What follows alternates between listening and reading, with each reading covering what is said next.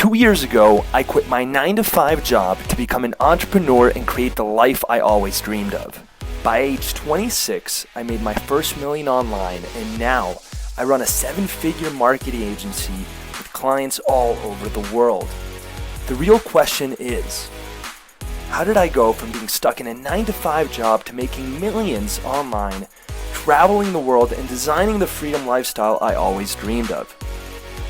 I'm here to give you the answer. Join me and follow along as I share the exact strategies that helped me scale my marketing agency to 7 figures and gave me the freedom to live life on my terms. My name is Joel, and welcome to 7-Figure Agency. Happens. The awkward loading screen means we're live, boys, right? I don't know, man. If we're live, we are live, everyone. Woo! What's going on, social media masters? How you guys doing? Hope you're having an awesome Thursday. Hope your week is going incredible. If you are new here, my name is Michael Lawrence. Y'all are the social media masters, and this is the #1 most kick-ass community on Facebook. That is a verifiable fact. This is going to be the #1 best interview of all time in the #1 community, and that's a verifiable fact. Guys, I'm overly excited to introduce Joel and to have him on. I've been actually extremely excited for this. Is one that we lined up, I think, like 3 weeks in advance. I think it's one that we've even spoken about before, but always let kind of sit in the back burner. But bro, I'm extremely excited to finally have you on. I know that the group has been extremely excited since I announced it. So man, thank you so much for being here. Of course, man. We're about to blow some shit up. Yeah, this is gonna be one of the better ones with no doubt. So I'm extremely excited. There's not one of the better ones, the best one of all time, #1, and that is a verifiable fact. That is a verifiable fact. Yeah, I'm man. gonna start dropping that on my lives. I'm gonna give you a shout out every time. You're gonna steal it. Every time I say something like that's very wow, I'm gonna be like, that's a verifiable fact, guys. You know who I stole that from? What are those two those two douchebag YouTubers, the blonde kids? Those, you know who I'm talking about? The brothers. That's so hard to figure out who that is. Yeah, like the most viewed like YouTubers. Yeah, exactly. Yeah. I stole it from them. It's like, this is the #1 YouTube channel on YouTube. That's a verifiable fact. I'm like, I'm gonna steal that. They're geniuses. Although I do think one of the brothers is going crazy. He does not look okay. I think both, man. Yeah. But they're getting views. They're making a lot of money. So 100%. Yeah. Anyway, we are not here to talk about the Paul brothers. We're not today. I said we're not here to talk about it. We're here to talk about blowing up your agency from one of the best in the game, if not the best in the game. That is a verifiable fact. And yeah, dude, I've been so pumped. Guys, if you're with us on this live, show some love. Give us a hashtag live down below. Let me know how my feed is. It's been a bit sketchy, but we got 18 people with us live right now. What's up, John, Omar, Eric, Lamont, Tobias, David? What's going on, guys? If you're with us, give us a hashtag live down below. Say hello. Let us know where you're tuning in from, and smash that heart button. Joel, you're watching from Colorado, you said, right? Yes, sir. Denver, Colorado. Hell yeah. And I am in Amsterdam, so 2 very different corners of the globe. But man, so what is it? Nighttime for you? Morning? Yeah, early, no, it's like 6 p.m. It's 6 p.m. for me, so I'm ahead of you. Okay. Nighttime. Yeah. Cool, man. Yeah. So just winding down the day. I think it's how. Are you doing anything for Halloween tonight? I didn't realize it was Halloween until like yesterday. Yeah, same. Dude, I feel like with life stuff, with anything that normal human beings experience, I don't realize it's gonna happen until the day of. Dude, I know the feeling completely. Dude, even with things that I like, my hobbies and stuff, like for example, I just announced this publicly, but no one knew this about me. It was top secret, but I do improv comedy quite a bit. Yeah, so I saw your story actually on it. And I'm fucking good at it too. And the funny thing is I didn't realize we had a show till the morning of. Oh, shit. I was like, oh shit, if I hadn't checked WhatsApp, I would have missed the show. You're just you're gonna improv your arrival and improv the performance. I know, man. Dude, I kid you not. Last night, I'll tell you a funny story and then we'll dive into the serious stuff. This is a story that people are gonna love. So you know how sports fans get really riled up? Yeah. Are you a big sports fan or not really? Yeah, so I'm actually I'm South African originally, so rugby is kind of a religion. Got it. Yo, you're frozen. Are you there? Can you guys hear me? Hello, hello, hello. I'm going to pull up the Facebook group just in case you guys can't hear me. Yo, yo, yo. Michael, where are you? No. Yo, guys, if you're trying to make the next 9-figure business, figure out how to get strong Wi-Fi that streams to Facebook efficiently. If you can figure that out, I will pay you so much money, and so many more people in the world will pay you a lot of money because no one has figured that out. I think I'm still live. Yo, I think we're rocking, guys. Yo, if you're still watching live, I'm going to continue with the story. So for those of you that like sports, this may resonate with you, but I was out to dinner after hitting the gym with my, I think we're actually still live. Wait 1 second, guys. I'm going to just check if it's still live over here. Oh, I'm still live. Let's rock and roll, guys. All right, the floor is mine. So I'm at the bar with my friend. We went out to dinner. We got a power salad, very healthy after hitting the gym. And there's this guy that's screaming at the TV because the World Series baseball game is on. Now, outside of basketball, I'm not a big sports guy. I don't watch football. I don't watch baseball. I don't watch hockey. I don't watch soccer. I watch a little basketball, play a little basketball, and that's it. And this guy is screaming at the TV. And because I love to do improv comedy and just come up with random shit on the spot, after the Nationals, the Washington Nationals win the World Series, I get up. I literally get up. Yo. Yo, I'm in the middle of my story. We're still rocking it. We are? Yeah. Well, I'm back. Okay, tell me. All right. So yesterday, talking about improv comedy, I go to get food with my friend. We went out to dinner after hitting the gym. Okay. Back in buys yesterday. Then, I don't know if you know baseball, but the World Series was on.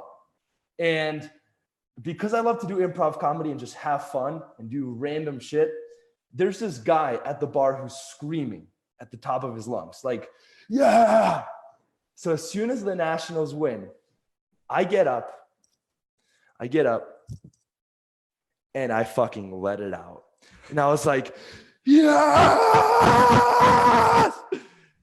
And then I wait like 5 seconds. Now everyone's looking at me.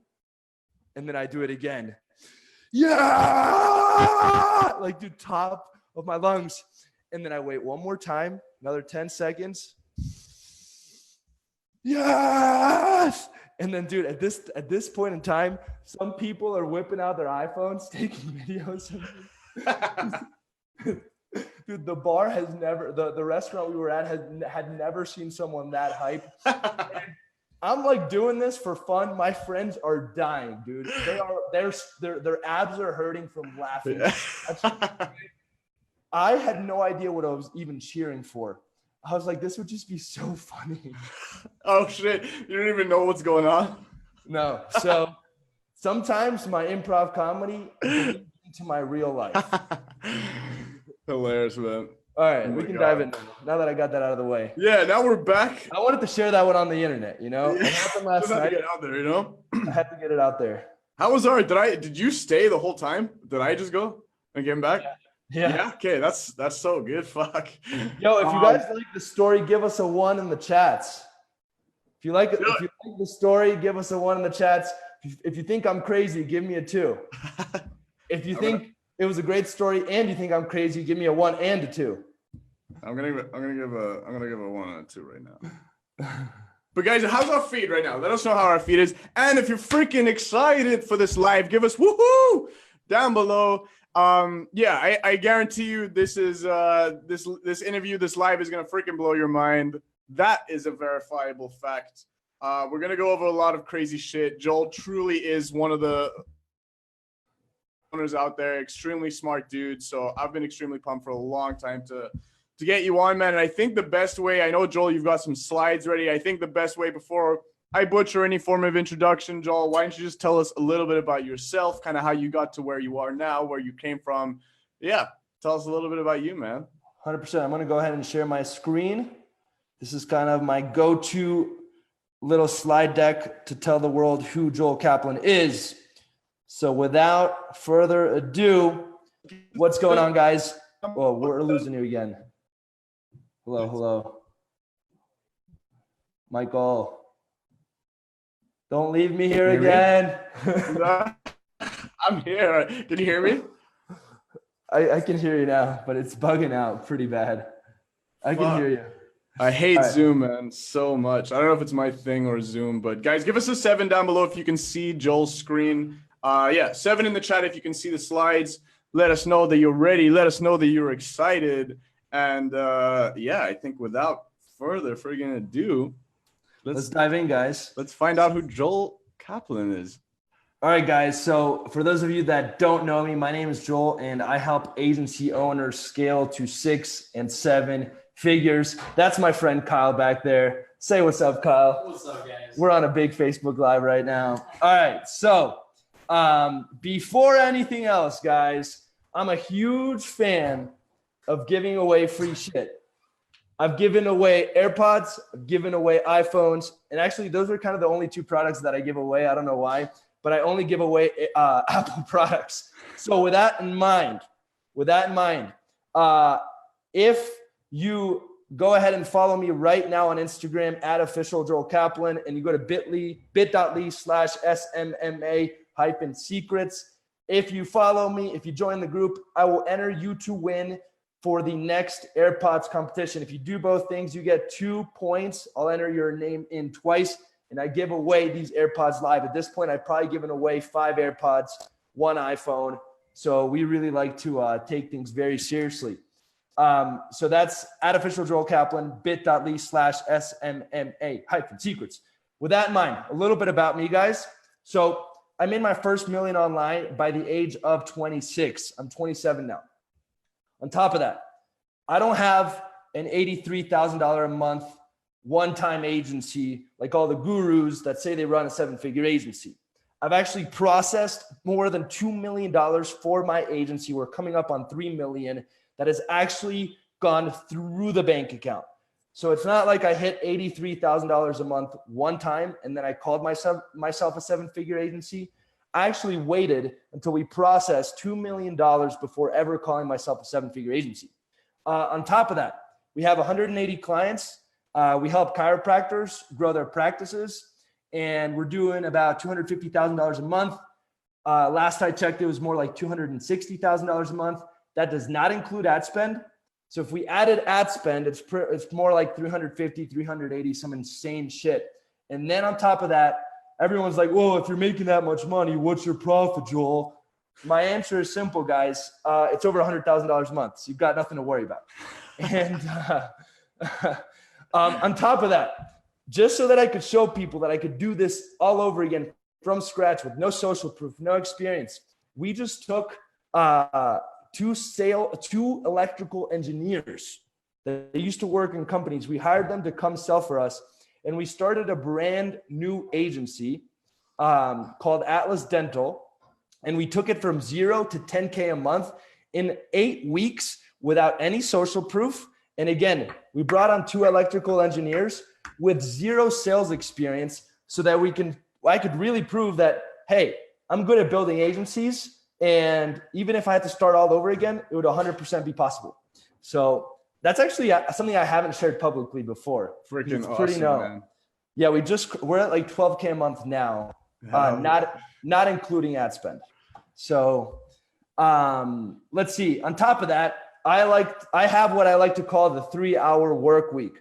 Tim Ferriss has a 4-hour work week. I got a 3-hour work week. And the reason I share that is because I'm only showing up to my agency 3 hours per week, Monday, Wednesday, Friday, for our team meeting. Outside of that, I've really been able to build a system that allows me to pass what I call the 30-day vacation test. I'm able to leave my agency for over 30 days. And not only does it continue to run, but it continues to grow. And the reason why that's so important is because I've really been able to crack the code on how to fire yourself and systemize and automate your agency. On top of that, I've got 5 students that have already hit 7 figures in less than 6 months. For example, Ravi Abuvalo, Sergio Tavares, Andrew Pavia, GJ Feliciano. So I've got a bunch of 7-figure students. And just a little side note about me, a lot of programs, you know, like the Dan Henrys of the world, and nothing against those people, but they have like 50K a month awards. My awards start at 100K a month. I don't actually do awards unless you're hitting 100K a month, because I'm not trying to give away 3rd and 4th place prizes. And then last but not least, 2 more things and we're almost done. I've actually been featured on Forbes. There's a whole write-up about me that I wrote. My name is on the article. It's not just a little mention, because everyone always asks me, oh, how did you get featured on Forbes? I actually have an article written that I wrote. And last but not least, if anyone sees me on the planet, there's 2 things that always stand out: my white Converses and black jeans. So if you see some white Converses, black jeans out there, it's probably not going to be me, but I just but it might know be. that I'm wearing it too. Yeah. If you don't see the white Converse and black jeans, you know it's definitely not you. If you see the 100%. white Converse and black jeans, it might be. Oh shit. 100%, man. Yeah, how's this intro? Do you want me to slow down a little bit? No, you're good, man. And then guys, most importantly, the most important fact about me, outside of all those results, outside of all those humble brags, at the end of the day, I've been where you are and am where you want to go. And the reason why I share that is because I almost gave up on my agency 3 times. At one point, it even got so bad that I filled out a job application, recorded a custom video for the company to try to stand out. And I was like trying to do anything to escape my own entrepreneurial journey. I was doing anything to escape my own dream. And I was miserable. I was terrified. I was anxious. I was in a state of fear. I was not confident. I was doubtful. And I was where a lot of you guys are. And looking back, I am so grateful that I stuck with it. I'm so grateful that I pushed through, because everything that I've been able to accomplish wouldn't have ever been possible if I had given up. So the reason that I share that is because I'm not some magical person that started off perfect. Like, I've struggled in every step of the agency game. Like, for example, I remember getting one of my clients to waking up to a text where the client said that she's leaving us. And dude, the whole rest of the week I was shocked. I was like, why am I doing this? This sucks. I'm miserable. Like, that feeling that a lot of you guys get when things aren't working out and it causes anxiety and stress. I've been there, guys.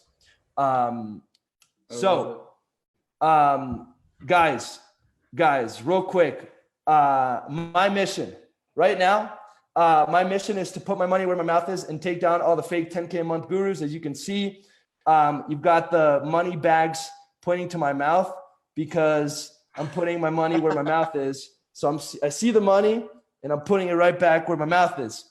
So with that in mind, and actually, before I keep going, the reason I share this, the reason it's so important, nothing against other coaches, nothing against other coaches, but the reason why I'm on a mission to take down the gurus that can't actually back up what they say with results, not only for their own agency, but for their students, is because in our industry, there isn't anyone out there there's very few people out there that actually give a fuck about their students, that 100%. actually care, that actually have their back. A lot of people are in it to make money, and that's fine.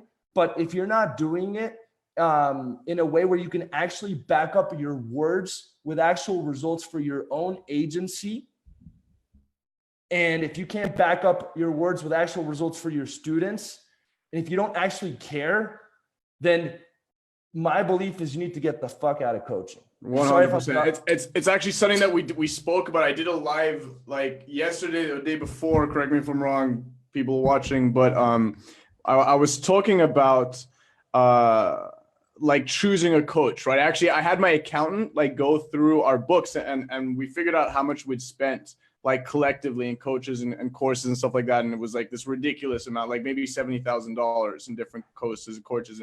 And I came on and I shared like 3 lessons I learned, right? And then one of them that I mentioned, so it's actually awesome to bring up, is fucking go for someone that cares. You know what I mean? Because it's you can see in a fucking heartbeat when someone's in it and they just like, take my course, and you'll be done. And they kind of want to fucking run away. And there's such a distinct type of person that you work with when they're on top of you. They're like, bro, how's it going? What are you stuck with? What's happening with your sales? Where in your pipeline are things fucking up? What's happening with your sales team? What's happening with your sales calls? What's happening with your fulfillment is like on top of you. It's just night and day. And it's such an easy thing to look out for in like 2 types of coaches, you know? 100%, man. Like, dude, my hairs were like raising up. Like I was getting shivers because like, dude, I'm glad we're on the same page because honestly, I'm just sick and tired of this in our industry. Oh shit, I'm losing you again. Oh no. All right. Well, anyways, I'll keep rolling. If you come back, awesome. But really at the end of the day, guys, I'm just sick and tired of all these coaches and gurus out there that can't back up their words with results for their own agency. Because a lot of them like left their agency like 2 years ago. A lot of them haven't actually hit 7 figures with their own agency.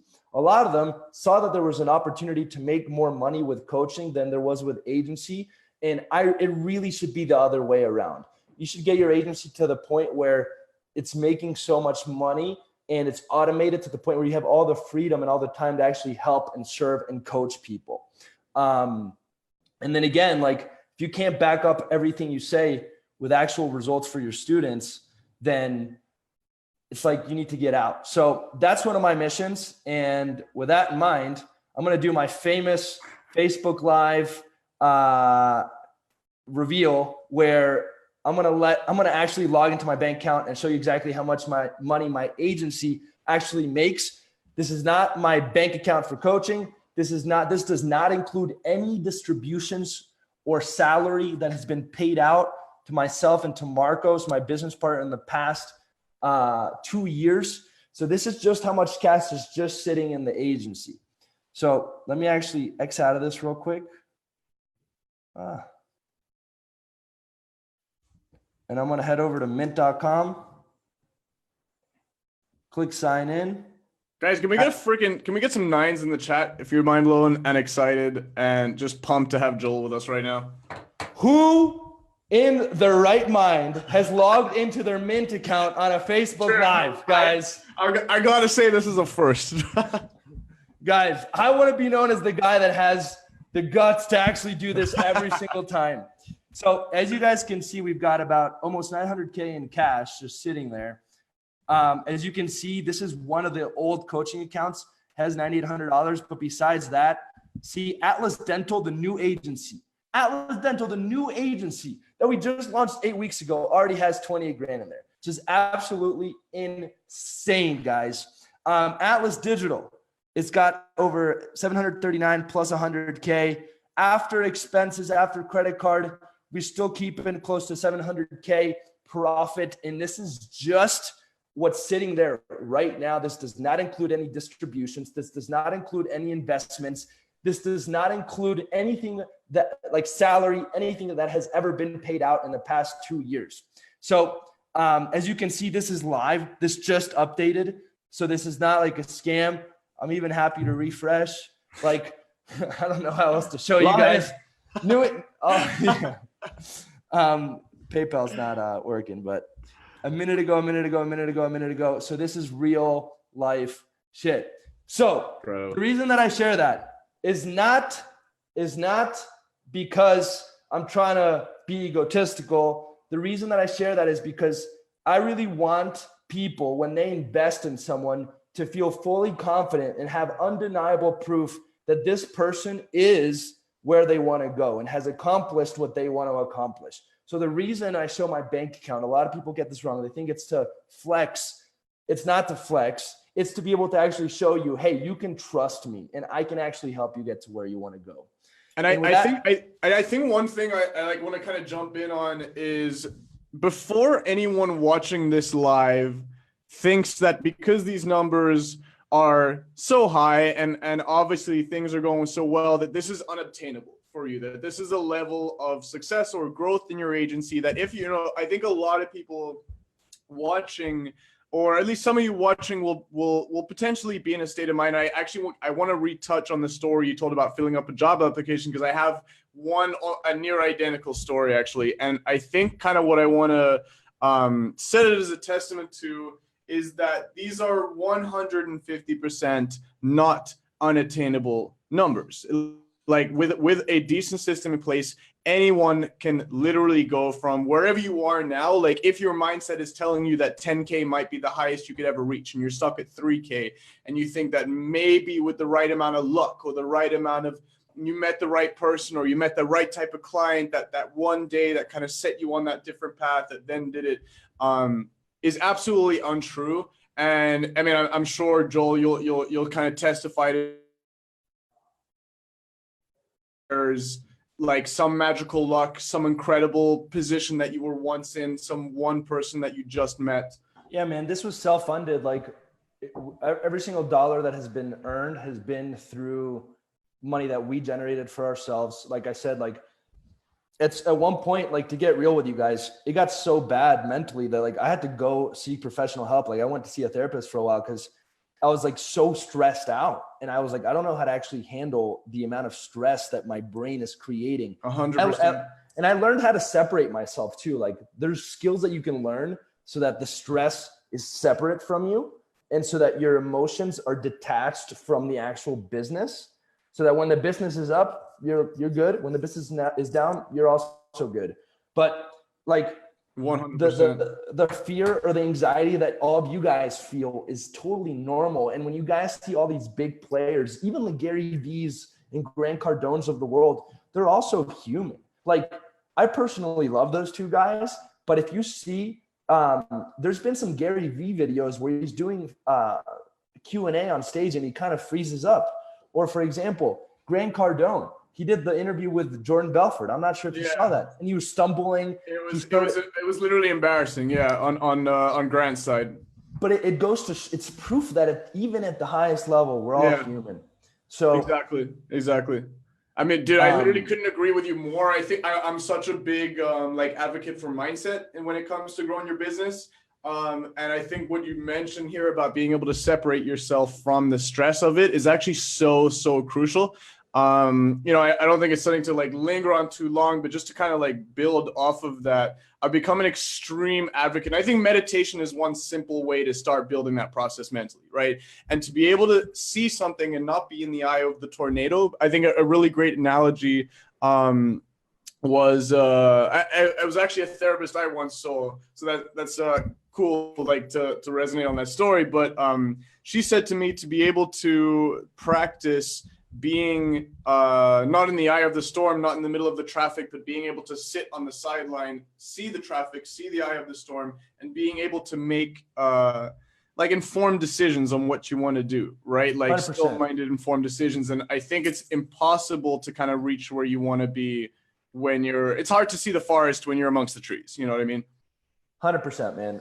And that's really hard, but it goes to show that like, if I experience that, then, and you guys, when I show you those numbers, you're only seeing, it's like, the glacier in that like, yeah, exactly. And that big poster. Thing so you guys are only seeing the top, when in reality, dude, like I went through so much mental stress. I worked my ass off. I remember going from my 9 to 5 and working. I would get home at 6 and I would work till midnight every single day. 100%. Hours. Like, dude, my relationship, like even with my wife, like for the first year was like, I didn't have time to see her. Like we couldn't really connect. Like, dude, all like my friendships, a lot of these things suffered. And yes, I personally committed to making that sacrifice, to making it work. But you have to keep in mind that sacrifice was part of the process. And you guys are only seeing the gold, and you're not seeing all that sacrifice. Yeah, I think it's awesome that this would come up, because it's something that never gets spoken about. So it's actually something so nice and interesting to have on a live right now, because often it's just like and I don't give a so I'm here. I'll talk about it all the time. We have this system and this script. Do it. You're going to be fucking rich, and it's going to be awesome. When it's actually just absolutely not true. And a lot of these things, they took so long to perfect, and it's actually interesting. Like my girlfriend was actually one of the first ones to suggest therapy.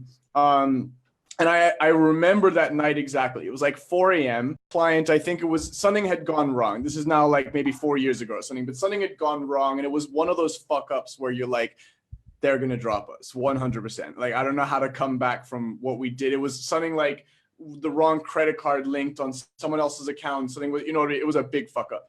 And it was one of those moments where you realize that I was so in the eye of the storm that you almost have like a little like breakdown. You know what I mean? You think that there's no way that this one fuck up equates to the fuck up of my business. And this is my worth and my ability in this game. And because I couldn't handle this, I'm never going to be able to grow my agency to where it's 6-7 figures, And dude, I think it's freaking awesome to be able to share that. And I'm gonna share that all the time, both the good and bad. And the reality is that it was honest, like self-awareness. That's what you get. Like 100%. Like, let me actually work through this out loud. It's like self-awareness. So when Gary Vee says, yo, become more self-aware, when you do that, you're able to level up so much faster, because then you get extreme clarity in terms of what's holding you back. And then you can 100% space to actually grow. That was so well put. Actually, that was so nicely put. Something that I don't think it's like doggone enough, but yeah, that was so freaking well put. It's not about what you're good at. It's almost knowing what you're bad at. What's holding you back? Yeah, what's holding you back? Like, for example, management of people was something I really struggled with. I was terrible. Now, dude, I delegate. Like, I was afraid to let go because I believed that the business would fail. But it was the actual opposite that would free me and grow the business. So when I realized that I was afraid to let go, and I created space to then grow into a person where I can let go and delegate everything. Now, dude, I hosted my mastermind in Denver this weekend. Like, even the catering company, I was telling them, like, yo, when I need water, just bring it to me. Like, I delegate everything. It's like, not even like sometimes I delegate shit, and then I was like, oh, I realized it took longer to delegate than me just doing the thing. Yes. Like, yeah, exactly. But then I'm a huge advocate for one of the first companies that we ever grew was a blockchain consultancy firm, right? And this was in like the height of like the crypto bubble, And so this company grew extremely fast, like with a couple of different pillars, one being marketing, the legal, the tech, and everything. And we hit like maybe 50, 60 full-time employees, maybe in the first like 6 months of operations, right? And it was the first time I had really, like, similarly what you're saying, and I think it's so freaking important to almost assume, like, I think a really great way to enter into building a team is, as you said, like, first of all, being able to fire yourself. I think that's such a nice phrase, right? And it was kind of what I had done, and it was almost like a lack of self-confidence that had initially gotten me to that phase of learning about delegation and kind of improving my skill set in delegation. And the first thing I did when, the retainers on these clients were not like Facebook ads retainers. I mean, they were really 150K, 200K a month retainers, And the first thing I did was like, okay, hire people smarter than you. You know what I mean? It's like, how the heck could I possibly, I'm not going to pretend. I was like, I'm 25 now, and I was about 23 when this was happening. And I was like, what the fuck am I going to do? You know what I mean? I went out, I hired the smartest people I could possibly find. I'm like, and I pretended as if I knew nothing. I'm like, okay, so you're the email marketing guy. You're the Facebook ads guy. You're the PR rep. You're going to be our legal team in terms of. Uh-oh, we're losing you again. Hello. Yo, Kyle, say what's up. What's up?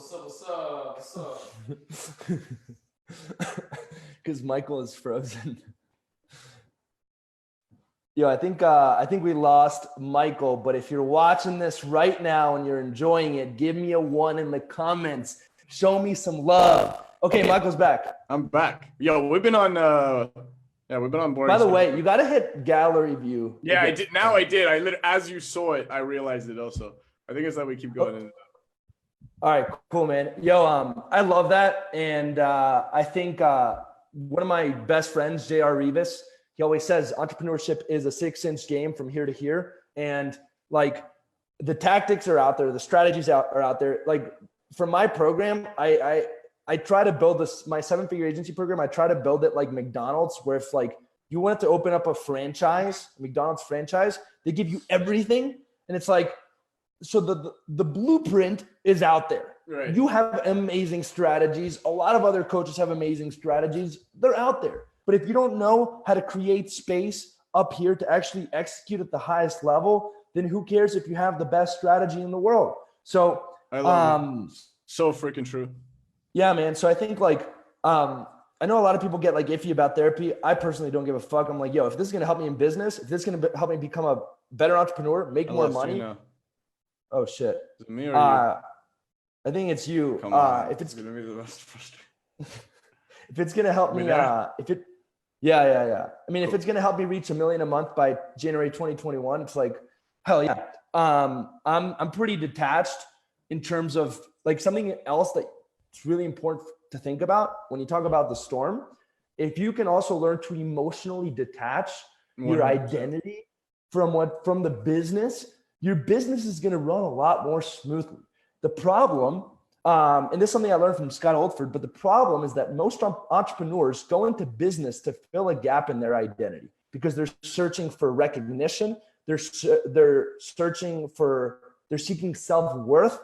They're seeking validation. And ultimately, at the end of the day, it comes down to this desire of being loved and recognized. It's a very deep human desire. And a lot of us, to say. Yeah, but a lot of us go into business to fulfill that. And then the problem is that then all of our emotions and all of our identity is attached to what's actually happening. And whenever something goes down, then we go down. Whenever something goes up, then we go up. And that is a bad roller coaster to be on.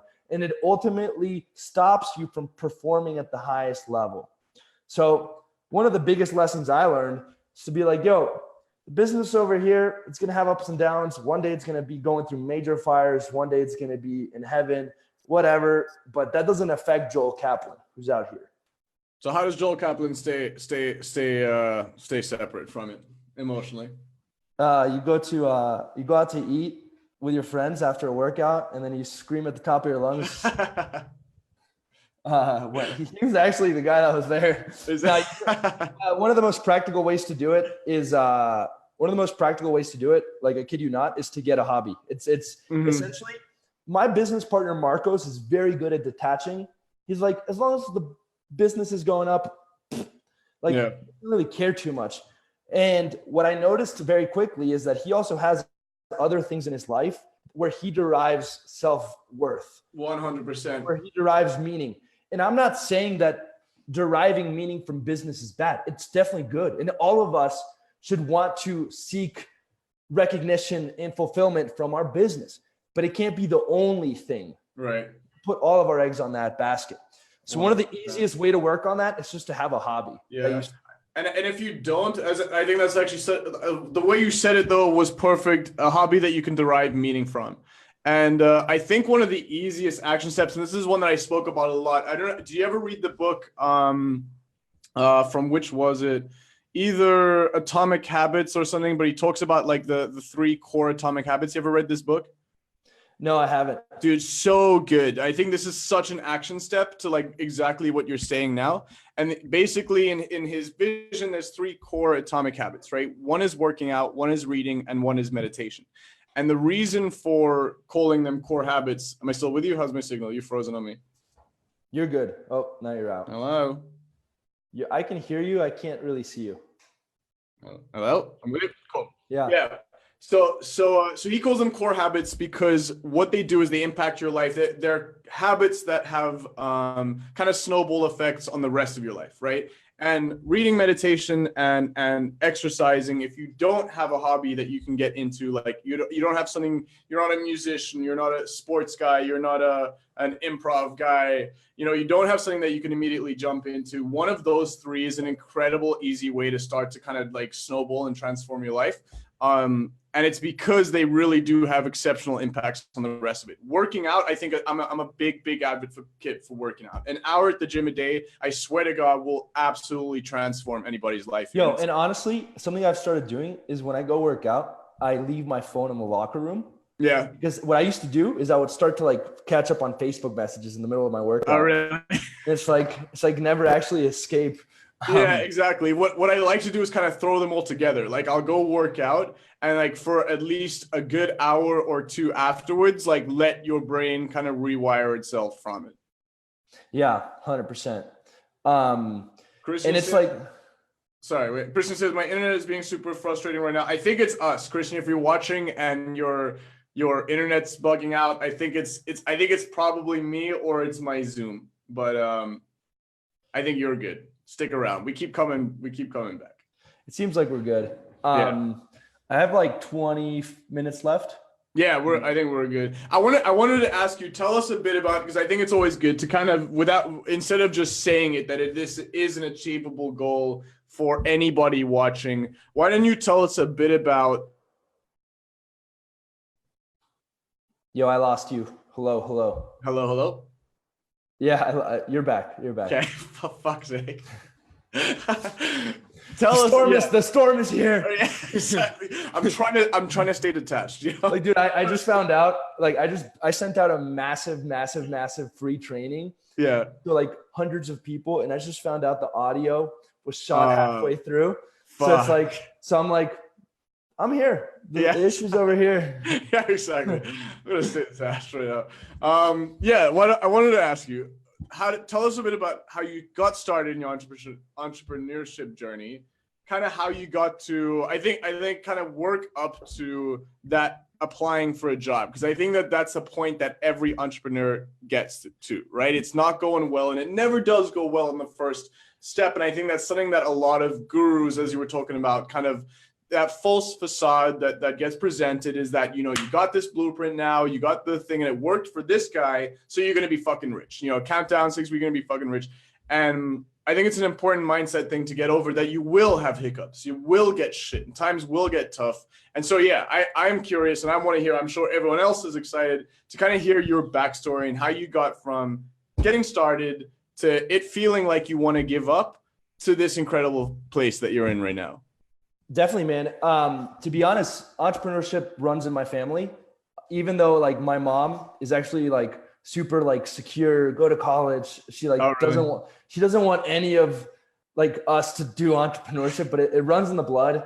So it all started back in World War II when my grandfather, not my great grandfather, my grandfather fled Poland. He moved to South America because Ellis Island in New York was closed. And he came from absolute poverty. He had $0 to his name. He had absolutely nothing. And over the years, he started selling stoves, like stoves to cook on at your house. And he started going door to door. Yeah, I don't cook, so I outsourced that shit. So, anyways, he ended up building like a massive stove company. And I actually grew up in Venezuela. Okay. The problem is that in Venezuela, that's kind of like when entrepreneurship for the Kaplan family began. The problem is that in Venezuela, things got very, very difficult. So at the age of about 10 years old, I moved to the United States. And I believe that that's when my entrepreneurship journey started, because in school, right when I was growing up, right in my most formative years, I definitely got bullied. Definitely did not fit in, especially in the very first school. Things got better in high school and middle school because I switched schools. But that first school, I didn't speak any English when I moved here. I stood out. You moved to Colorado. You moved straight to Colorado, eh? Philadelphia. Okay. Yeah, and I'd say like that's when all of the like deep intensity started forming. Right when I was very, very little. Fast forward to college. I knew I wanted to be an entrepreneur. And because I'm from Venezuela, my mom's Hispanic, she was like, you better get that piece of paper or I'm kicking you out. So she was very, very adamant about that. So I was like, all right, let me actually do this for my family, even though I didn't believe in it. And like, unless you're trying to go into a professional degree that requires it, or unless you're trying to be a scholar, I think college is a waste of money. 100%. Absolute.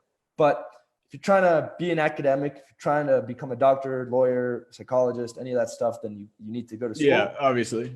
But I was like, I don't really care. So what I did is I ended up studying philosophy so I could master the art of persuasion. and like Wow. negotiation. Yeah. Because I took some business classes and I was like, this is a waste of time. Such bullshit. Such bullshit. I also took a So you go. shake a hand. It's like, and then my father started a wedding venue. That was one of his first businesses in the United States. So I was like, Dad, let me be the most affordable DJ for the wedding venue. That was my very first business. So I would charge $1,000 to $2,000, which is considered cheap in the wedding industry. And I would do all the DJing for weddings at the venue. So I was making like six figures, like getting paid. I was like, I get to go and DJ for one night. I make $1,000 to $2,000. This is amazing. But then I made some stupid decisions. Like, honestly, I could have probably scaled that business quite a bit, but there was one night where there was a power outage in the middle of the wedding, and this bride's mom started like freaking out at me. Oh shit! Because I didn't have a generator. Yeah. And I was like, I was 18. I was very egotistical. I was What did you say? I was like, I'm better than this shit. So I quit. I like stopped. I stopped the business the following day. Then I was like, let me start the next Facebook. Stupid idea. And then I spent the next like 2 years building a software, like a social network software based around interests. Okay. So that failed miserably. Did you ever launch it? Yeah, we launched it. It didn't work out. Catch on. And then that's when I quickly learned the lesson of like build practical businesses first. Right. So, like, I love the agency model. I absolutely 100%. It's practical. There's a need. There's a demand. It's a packageable product or service. Connect the two, and find your good way to connect the two. Dude, and it's like we're not building electric cars. You know, it's like exactly. And I think that's actually such a perfect thing to say. I think if anyone is watching, I think most people watching right now are somewhat experienced agency owners. But if anyone here is watching that thinks, how am I going to get started? Right? It's the most complicated thing in the world. It's absolutely not complicated. How's my thing? Am I going in and out again? Yeah, I think you just shouldn't talk for more than like 10 seconds. Not on the live. Am I here? I'm just kidding. But yeah, if anyone here is watching that thinks that starting an agency or running an agency or doing fulfillment or doing client acquisition or doing sales is hard. I mean, it's going to take you a lot of effort.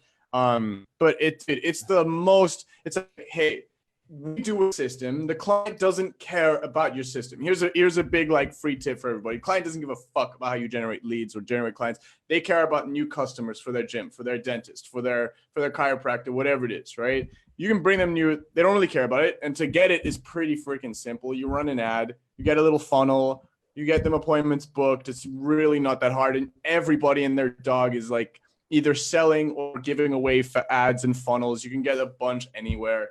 And then you need your little thing. And that's why I think everyone here knows, kind of has gotten an idea of how we've started to scale with our little appointment setters and our cold callers and, to our closers that work on commission. And that's kind of our flow, right? And I think that's kind of, because I kind of want to dig a little bit at the little time we have left. I kind of want to chip away at your flow, give everybody a sense of how the whole thing works. But essentially, everything that you'll hear from anybody that's trying to teach you client acquisition, they all follow the same kind of thing, right? You need to attract attention, and you need to book fucking appointments, and you need to close them. I think that's something that you say a lot. Book appointments, close them. Book appointments, close appointments, fire yourself. And fire yourself. Yeah, I love that. Those are the 3 keys to freedom. Yeah, exactly. Chapter 1, 2, and 3. Even my dad, who's an entrepreneur, called me this morning. He's like, Joel, I got to start setting more appointments. Oh, really? like I watched your live, man. Like, no shit. Come on. Yeah. Just book appointments and close them, which is something I'm a huge advocate for. So he's in a product-based business, and he's in the wedding venue, so it's a little different. But he was like, "This is great." So tell us how you're getting your appointments booked. Yo, do you mind if I wrap up the story real quick, and I'll make enough time to finish up you're good. So, just because I think this will really wrap up nicely. So I built a software, failed miserably. Then we were on this. my dad actually was like, Joel, get a job for 2 years working for a startup to just get more experience in sales on other people's dime. So I actually went around selling to school districts, and I sold to superintendents, principals, and this is when, damn, I got something in my throat. 1 second, I'm gonna mute myself. All right, I love that feature, by the way. Yeah. You what? So I love the feature of being able to mute yourself. Oh yeah. It's not like, yeah, yeah. Yeah, I'm back. Yeah. Okay. All right. So then, this is when I really was like, I want to solve big problems, because I got to see the whole education system and how fucked it is. Like, I went to the worst schools in like downtown Los Angeles, where it's like lowest income families in the United States. I've seen schools in Texas, Arizona, Colorado, California, Pennsylvania, New York, Florida. I've seen so many schools, and the system is fucked. And this is when it hit me that I want to make a difference. Around this point, I'm still working. This is when I closed my first $100,000 deal. And I ended up consulting for a billionaire who's also a philanthropist. And I ended up working for her. And it's the family that started Cisco, like the one that's providing our internet that's not working right now. Yeah. But I went to work for her for about a year, and she was the one who taught me. I saw her write $1 million checks, like it was no problem to the schools. And that's when I realized I need to get as filthy rich as humanly possible, but do it with a good intention, do it with a good, with a bigger vision than myself, and do it with a desire to make a difference, and then go out there and make it happen. So that's really when my whole like make money, make a difference philosophy came together. And at this point, I met my business partner, and I was itching to leave and start my own thing. I told him, yo, I'm not going to quit until we hit 10K a month. Like 30 days later, we hit 10K a month. I quit my job, and then we were back down to like 2.5K. It was like, then the roller coaster began. Everyone thinks like, oh, you quit when you were at 10K. Holy crap. I did, but then it went right back down. So that's kind of the journey. And really when I stepped into coaching was my very first step in evolving into someone that's really focused on impact. So that's kind of my journey. But I will say this, throughout this entire process, just so you guys feel the emotions that I went through, I felt like giving up, like I said, 3 times. There was 3 times where I spoke to my wife and I said, hey, I don't know if I can do this. There was one time where it got so bad that I filled out a job application. I reached out to the CEO of the company. I even made a personalized video, put it on a landing page. I was doing anything to stand out. Thank God they told me no. They said the position had already been filled. I've gotten to the point where like my clients are freaking out at me, being like, oh my God, we're not getting leads. And then I'm like scrambling around trying to figure out how to help them out. I've been at the point where clients leave and then my whole world collapses. I've been at the point that every single time I get a text message from a client, it like scares me and like gives me a shot of adrenaline instead of me feeling totally fine. And I think most importantly, like I would say, if you guys saw me for a day 2 years ago, you would be like, holy shit, like I can do this. Because I would wake up at 9 a.m. or like 8:30 a.m. I would clock in at 9 and work till I went to sleep every single day, every single day, every single day, every single day. I had no systems. I had no automation. I had no team. I had no proven process. I was miserable. And now, like I said, I'm making so much money. I'm helping so many people. And dude, I ran an event this weekend. I have not clocked into my agency 1 hour, not 1 hour in the past week. And we've gotten, I love it. I think we've closed like 7 clients. Yeah, I love it. I think that's such an important thing to have. Like with I think I had someone ask me in our program, like in my program, like what is the end stage and like what does my days look like? And I thought it was something interesting to share. And it's exactly as you're saying right now, right? To be able to fire yourself. And I think the team meetings is like your end goal should be team meetings, right? You do nothing else but team meetings, right? You need to come on, you need to, like, whoever your exec crew is, you need to, someone's going to be in charge of your sales division, your sales team, someone's going to be in charge of your fulfillment, someone's going to be in charge of your ops. And on a weekly basis, at some point, you need to fucking know what's going on.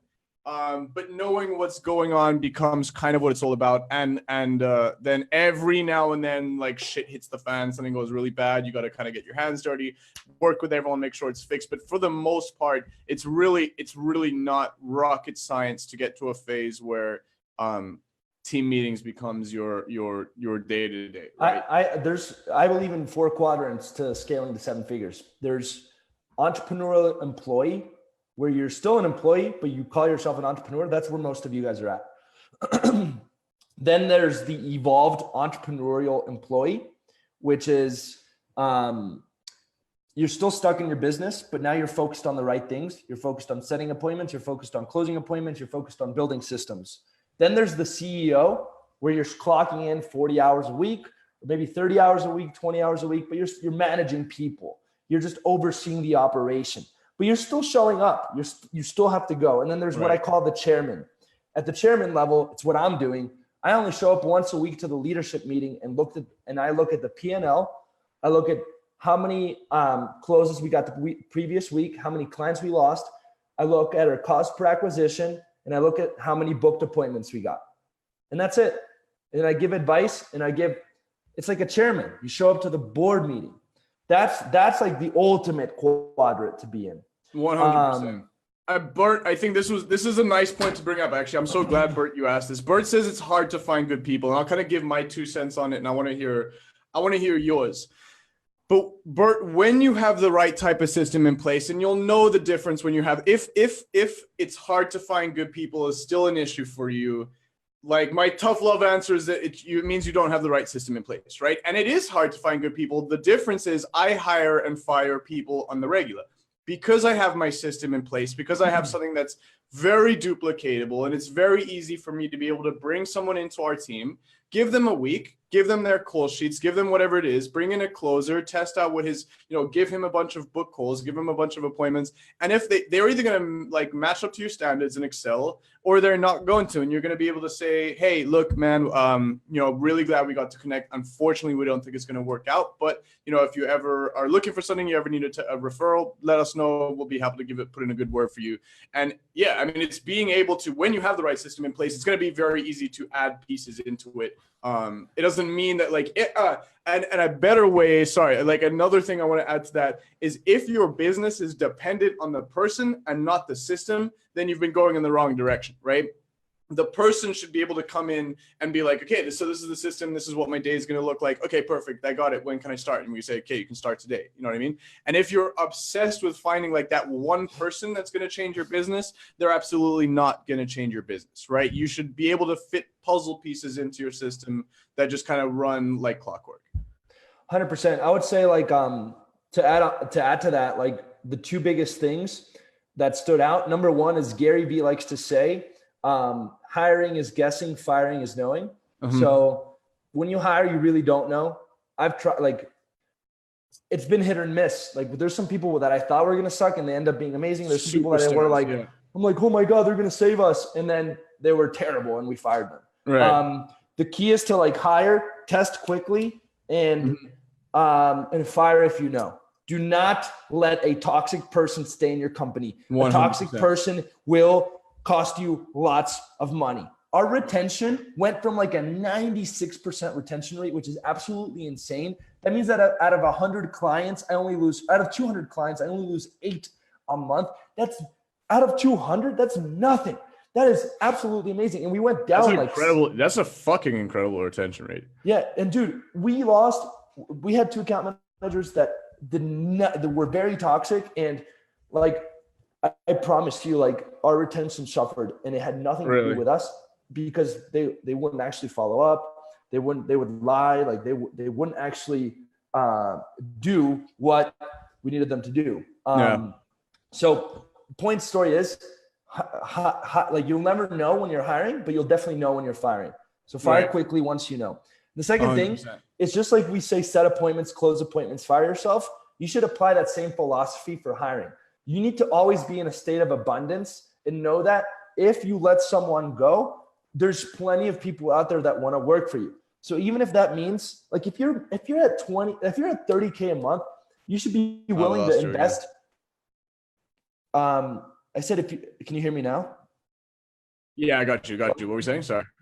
If you're at like 30K a month, like, you should be willing to invest a few $100s every single month on Indeed.com to have a job application constantly out there, so that whenever you're ready to hire, you're in a state of abundance and you know that you can fire confidently. The problem that most people face is they become hostage and slaves to their team because they can't let them go. Because if they let them go, that means everything falls apart. So 100%. You need, just like you have a pipeline for clients, eventually you need to build a pipeline for team. And then, like, for example, at this point, I have so many VAs that have applied to work with us that whenever I need one, I could just easily go and find it. 100%. I think that's something I stress upon so much, like with our appointment setting team, you know, like we literally get about 5 to 10 applicants every single week. And when someone sucks, and they will, like, I'm always incredibly open with it. Like when I try to teach or talk about this system, that only about 1 in 10, especially at this level, about appointment setting level, VA level, only about 1 in 10, 1 in 5, 1 in 10 are actually going to be superstars, are actually going to bring a shit ton of value to your sales system, to your sales team. And so you need to be able to fire those other 9 people and replace them extremely quickly, you know? Yeah. So I'd say it comes to being okay with guessing at the beginning, but just firing them once you know that they need to be let go. And it's going to suck. It's never fun. It's awful, but you got to do it. Yeah. You want to be an entrepreneur, you got to do hearts. It's like the worst thing that I hate, this is a little tangent, is when people are like, I'm overwhelmed. It's like, no shit, you're overwhelmed. You're trying to make lots and lots of money and have freedom to do whatever you want. You're going to be overwhelmed. Like, you're going to have to deal with more overwhelming stuff than the average person that clocks in 9 to 5. Yeah, absolutely. You signed up for this. Funny. Yeah, still to this day, I freaking hate letting people go. I think it's one of the worst things in running my business is that when you're on the phone with them like this, you just got to do it. And just suck it up. Look, man, we had a meeting this morning. It's like, fuck. My heart's just like, fuck. I know, especially if you care, it's really hard, but then just know that that's a vulnerability. Yeah, exactly. So once you know, let them go. Number 2, have a constant pipeline of people, or at least have somewhere where you can pull out a ton of people. It could be Facebook groups. Have some place where you're like, if we ever lose someone, we can quickly replace them. Exactly. And number 3, build your systems so that if you let them go, you can hire someone where the systems take care of 80%. That's my philosophy. Yeah, exactly. Like for us, there's some part of it where you're going to have to retrain. There's no work. Exactly. Yeah. So we actually work with a lot of, like, we have little, like, they like just ClickFunnels course modules things, but we have little, like actual training portals. We have like a little onboarding flow. So like actually literally when people apply to work with us, we have something that's really cool, but like we'll send them their little onboarding orientation. Once they're accepted, like they'll even go through their interview process in a messenger bot, and we'll just end up with this video of application. When they're accepted, we send them a link to this training portal. We give them 24, 48 hours to get comfortable and familiar with what their task lists are going to be, what their scripts are going to be. After 48 hours, we send them their call sheets and we start. And that's I think kind of exactly what, Joel, you're saying now about, am I still here? Have I lost? Yeah. Am I gone? No, you're here. But if you guys can't still hear me, I think it's just a testament to how it's just extremely important to be able to train on, like, as much as you possibly can. And I think a lot of people underestimate how much can be done digitally. Like our entire sales force is trained digitally. I mean, a lot of people don't know this, but my business partner travels the world in a van. In a van? Dude, that's the dream, man. Dude, when he left, that caused so much stress because I was like, yo, the business is gone. Yeah. I was like, this is done. When he left, it forced us to automate and systemize as much as possible, and it took off. Right. So it had the opposite effect on us. That's awesome. He's in Argentina right now. He's about to go to Chile as soon as the political situation clears up. He's a professional paraglider pilot, so he flies the kites and goes up 15,000 feet in the air. All of our team is remote. that's why I have this like small 2-person office, because even my sales guy, he lives in Colorado too, but he works from home. So my 2 sales guys actually live together. But we work? Yeah. I believe that you can 100% automate a 7-figure business and 100%. make it remote. There's no doubt about it. Especially if you find people that actually care. Yo, Michael, I am going to have to get going. If that's You're good. Right. You're good, man. Let me wrap up with this real quick. Yeah. Well, you'll what? Do you mind if I just ask people to follow me on Instagram real quick? Yeah, of course. Go plug it. All right. You're growing fast on Instagram. I'm so weak with my Instagram. I'm not on it at all, but I know I should be. And every single time I see your post, I'm like, fuck, I need to get on Instagram. Yeah, I think it's right now I'm going to be pushing YouTube and Instagram real hard. Nice. But with that in mind, guys, if you joined the content, if you had a great time on this live, definitely hit us with some comments. If Michael's okay with it, I'm going to link my group and my Instagram on the comments. If he's not, it's cool. I guess I'm calling you out right now. You're good. But if you want to follow me on Instagram, it's @officialjoelkaplan. If you want to hit my Facebook group, it's bit.ly/SMMA-secrets. If you do both, I will put you twice in my next AirPods raffle. I give away AirPods once every 3 weeks or so. So I will enter you to win with 2 entries. I do give them away. I make everyone record a video when they arrive so that they know it's true. And it's a real competition. So definitely follow me on Instagram, join the group, and that's about it. Hell yeah. And you guys definitely do the follow. Joel is obviously an incredibly smart dude. Dude, it's been freaking awesome to have you on. We'll definitely have to bring you on again soon. We'll go through some little ninja tricks of everything that you got going on your sales system, on your fulfillment system. But bro, it was incredible to have you on, man. I'm really glad that we finally did it. Yeah, man, I loved your energy. So if you ever want to have me back to do more like a technical training, dude, we can do that. Absolutely, man. We have to do this like initial who is Joel training first. You know? Yeah, exactly. For the 5 people watching that didn't know. Exactly. All right. I guess you like underestimate how small this community is. But yeah, it's crazy. It's crazy. But cool, man. Well, thank you so much for having me. You're a beast. Thank you. You're a legend. On, I appreciate you. Yeah, fun. Very much, dude. Enjoy your weekend. Happy Halloween, bro. And yeah, we'll definitely speak soon, bro. Yo, get your VA to send me this recording. Please. Yeah. Please. Okay, cool. That'd be awesome. Can do. Right. Peace out. Peace, homie. Peace, guys.